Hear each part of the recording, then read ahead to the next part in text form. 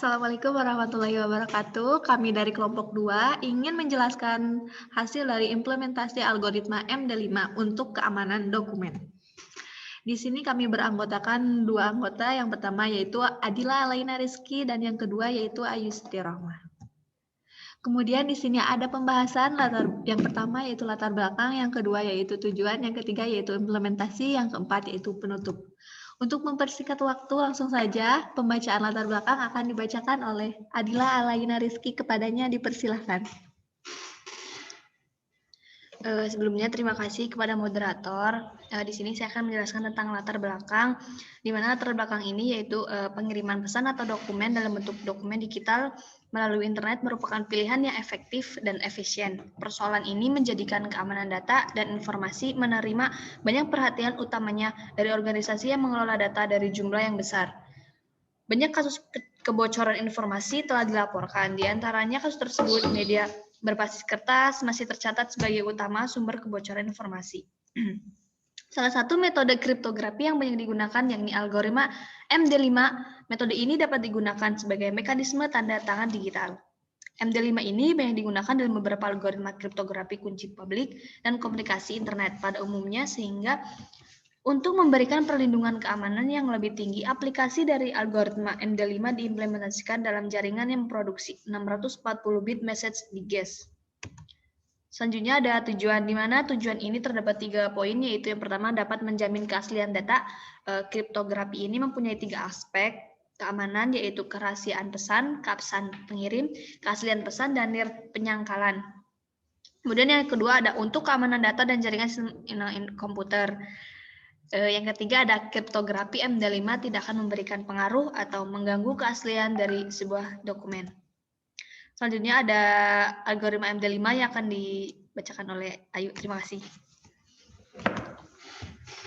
Terima kasih kepada Adila Alaina Rizky atas penjelasannya. Kemudian di sini ada algoritma MD5, implementasinya yang akan dibacakan oleh saya sendiri. Di sini implementasi algoritma MD5 memiliki 4 tahapan. Yang pertama yaitu penambahan bit-bit penjanggal atau padding bits. Proses pertama yang dilakukan adalah penambahan pesan dengan sejumlah bit penjanggal. Sedemikian di mana panjang pesannya itu adalah dalam suatu bit kongruen dengan 448 modulo 512. Ini berarti setelah menambahkan bit-bit penjanggal, kini panjang pesan pada setelahnya adalah 64 bit, kurang dari kelipatan 512.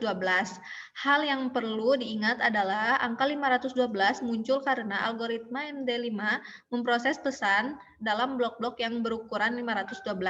Di samping adalah gambar penambahan bit penjanggal. Kemudian langkah kedua yaitu penambahan nilai panjang pesan semula. Kemudian proses berikutnya adalah pesan ditambahkan dengan 64 bit yang menyatakan bahwa pesan tersebut adalah pesan semula. Apabila panjang pesan lebih besar dari 264, maka yang diambil adalah panjangnya dalam modulo 264. Dengan kata lain, jika pada awalnya panjang sebuah pesan sama dengan K bit, maka 64 bit yang ditambahkan menyatakan K modulo 264 sehingga proses keduanya itu selesai dilakukan. Keduanya panjang pesannya adalah 512 bit. Di bawah ini adalah gambar penambahan nilai panjang pesan semula. Ada 3 tahapan. Kemudian implementasi ketiga dan keempat akan dibacakan oleh Adila Alaina Rizky. Sebelumnya terima kasih kepada moderator. Di sini akan menjelaskan tahap ketiga, di mana inisialisasi penyangga atau buffer MD. Pada algoritma MD5 dibutuhkan 4 buah penyangga atau buffer secara berurutan. Keempat nama penyangga diberi nama A, B, C, dan D. Masing-masing penyangga memiliki panjang 32 bit. Total penyangga adalah 4 kali 32 sama dengan 128 bit. Keempat penyangga ini menampung hasil antara dan hasil akhir sehingga panjang total 128 bit, di mana di sini ada gambar atau perhitungan yang dilakukan untuk menentukan 128 bitnya. Kemudian keempat penyangga di atas menampung hasil antara dan hasil akhir. Setiap penyangga diinisialisasi dengan nilai-nilai dalam notasi heksadesimal. Selanjutnya ada tahapan keempat atau tahapan terakhir, di mana pengolahan pesan dalam blok berukuran 512 bit.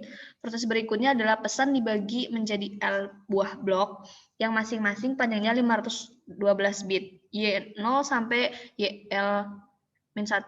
Setelah itu, setiap blok 512 bit diproses bersama dengan penyangga MD yang menghasilkan keluaran 128 bit. Dan ini disebut HMD5. Di mana gambarnya di sini ada tiga tahap, yaitu untuk gambar pengolahan pesan dalam blok 512 bit. Pada gambar di samping menunjukkan bahwa proses HMD5 terdiri dari 4 buah putaran, dan masing-masing putaran melakukan operasi dasar MD5 sebanyak 16 kali, di mana setiap operasi dasar memakai sebuah elemen T, sehingga setiap putaran memakai 16 elemen tabel T. Mungkin cukup sekian bisa saya sampaikan, kembali kepada moderator. Terima kasih kepada Dila Laila Rizky atas penjelasannya. Di sini ada algoritma MD5 yang akan dijelaskan oleh saya sendiri. Operasi dasar MD5 yang diperlihatkan pada gambar 1 dan 2 dapat dituliskan dengan persamaan sebagai berikut ini. Di sini ada rumusan dengan keterangan ABCD adalah 4 buah peubah penyangga 32 bit yang berisikan nilai penyangga ABCD. Kemudian G adalah salah satu fungsi FGHI.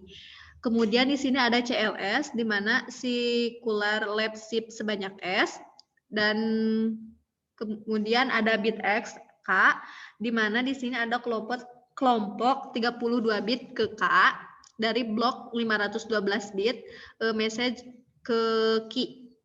Kemudian di sini ada nilai K sama dengan 0 sampai 15 TI, di mana di sini adalah elemen tabel T ke I yaitu 32 bit. Kemudian di sini ada plus yaitu operasi penjumlahan module, di mana di sini ada gambar sebuah proses HMD5.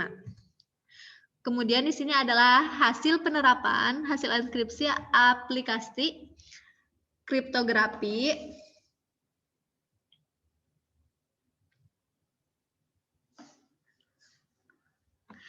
dan di sini juga ada hasil deskripsi aplikasi kriptografi, di mana selanjutnya memproses ke dalam sebuah file yang hasilnya akan menunjukkan pada gambar seperti pada gambar ini.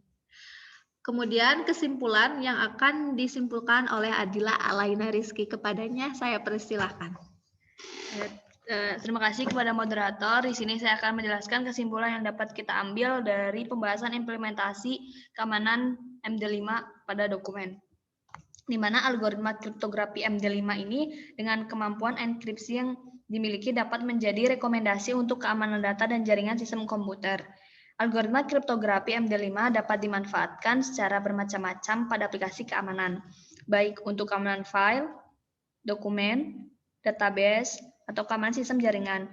Walaupun hal ini bukan satu-satunya solusi ajaib dan belum tentu dapat menyelesaikan semua masalah keamanan, tetapi sedapat mungkin mengurangi banyak risiko keamanan yang dihadapi organisasi.